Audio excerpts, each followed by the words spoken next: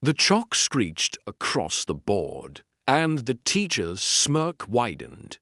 "If you can solve this," he said, "my whole salary is yours." The class laughed, but the boy didn't. He just stood up and changed everything. Asterisk, the words hung heavy in the air, sharp enough to cut through the quiet classroom. Mr. Crane leaned back against his desk, arms folded, his eyes fixed on the lone student in the last row. It wasn't just a challenge. It was a test meant to embarrass. "Go on, Elijah," he said, pointing to the sprawling equation covering the blackboard. "If you can solve this, my salary's yours." A few students chuckled under their breath, their laughter bouncing off the walls lined with faded maps and dusty shelves. The afternoon sun streamed through tall windows, catching the faint chalk dust floating in the air. But to Elijah, the light felt far away. He stood slowly, not out of eagerness, but because sitting still made the tension worse. He was tall for his age, shoulders slightly hunched from years of trying not to draw attention. The well-worn hoodie he wore every day was his shield, but nothing shielded him from the teacher's eyes now. Elijah wasn't just a student. He was a survivor.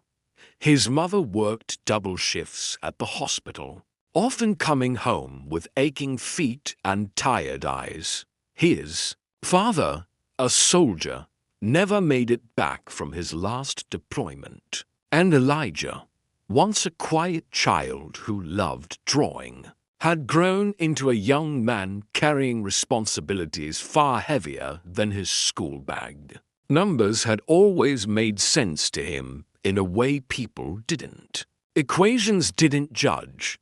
They didn't ask where you were from or why your shoes looked worn. They just waited, patiently, for someone to solve them. Dotmer Crane, however, wasn't patient. His challenge wasn't about learning. It was about power. The whispers from the other students weren't just amusement. They were the soundtrack of someone trying to strip another person's dignity in public. Elijah walked to the front. The room smelled faintly of pencil shavings and the lingering scent of cafeteria lunch. He picked up the chalk, his fingers brushing the cold surface. The equation stared back at him, lines and symbols curling across the blackboard like a foreign language to most of the room. For a moment, he simply stood there, his mind tracing the steps. His father's voice echoed in memory from nights at the kitchen table helping with homework. "Don't rush. Every answer is built one step at a time." Elijah began to write. Each mark of chalk was quiet but deliberate. The room stilled. Even the snickers faded. Step by step, the impossible became clear. What had been a wall of confusion turned into a path. Dotmer Crane's smirk faltered. Elijah placed the final answer beneath the problem, set the chalk down, and turned. His voice was steady. "I guess you get to keep your salary," he said. "But I get to keep my self-respect." The words landed heavier than the math itself. For a heartbeat, the class was silent. Then a sound came from the back, a slow, steady clap from one of the quietest students in the room. Others joined. It wasn't loud. It didn't need to be. Dotmer Crane cleared his throat, mumbling something about taking their seats. But Elijah walked back to his desk knowing he had shifted the air in that room forever.